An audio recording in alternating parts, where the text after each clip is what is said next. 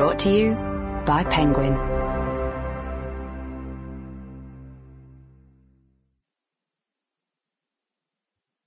On the Shadow Tracks. Written and read by me, Clare Hammond. Introduction. On the 8th of November 2015, my colleagues at the Myanmar Times newspaper woke before dawn and queued outside polling stations to vote, many of them for the first time in their lives. We had feared there would be unrest in Myanmar that day. But after casting their ballots, voters strolled calmly through the streets, displaying fingertips stained with purple indelible ink. That night, crowds gathered outside the headquarters of the National League for Democracy, the political party led by Nobel laureate Aung San Suu Kyi, to watch the preliminary vote count flash onto an LED screen. As the scale of the party's likely victory became clear, people across the country spilled onto the streets to celebrate. They waved flags emblazoned with the fighting peacock, the symbol of their 27-year struggle for democracy. It rained that night, and from the heart of the celebrations, our photographers sent images back to the newsroom of exultant, rain-streaked faces turned towards the sky. For 3 days and 3 nights, my colleagues and I camped out at the office, editing stories filed from across the country. We crowded around a small television to watch the results being announced.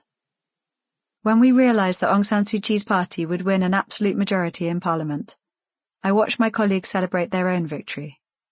For press freedom, for the right to tell the truth, to record, to remember, to see, and to be seen.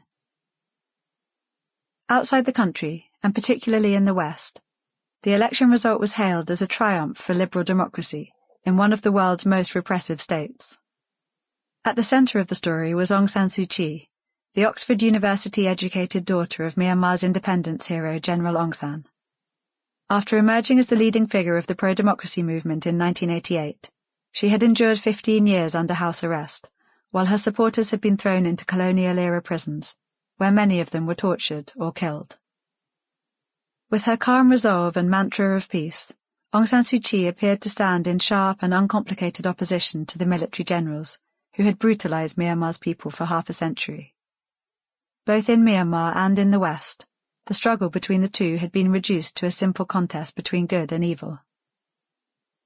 It was this compellingly simple narrative and the exhilarating pace of change in Myanmar that drew me to the country from Hong Kong, where I had been working as a financial journalist. There, I had reported occasionally on the economic reforms that accompanied the political transition, after Myanmar's military handed power to a nominally democratic government led by a former general, Thein Sein. From Hong Kong's financial district, where I spent my days interviewing bankers about share prices and interest rates, I had found the events unfolding in Myanmar intoxicating. In the spring of 2014, I packed up my tiny apartment and moved to Yangon, the largest city in Myanmar and the former colonial capital. I was 26 years old and I had no commitments anywhere else.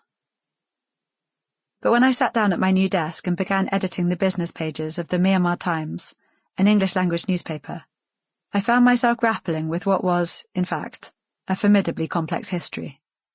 It was also, I would come to learn, one that was deeply entangled with that of the United Kingdom, my own country. These two histories began to intertwine in 1824, when the British East India Company waged its first war against the Burmese Kumbang dynasty.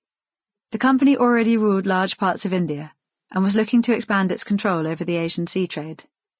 Within 3 decades, it had seized the long Indian Ocean coastline that stretches from modern-day Bangladesh to the Malay Peninsula on the sea route to Singapore, forcing the Burmese inland. Establishing a new capital at Rangoon, the same city, now known as Yangon, where I would live for the next 6 years, Britain waged a third and final war against the Burmese kingdom in 1885 and deposed its king. It annexed not only the Burmese heartland, but a much larger territory, including land inhabited by more than 100 other ethnic groups that live in Myanmar today.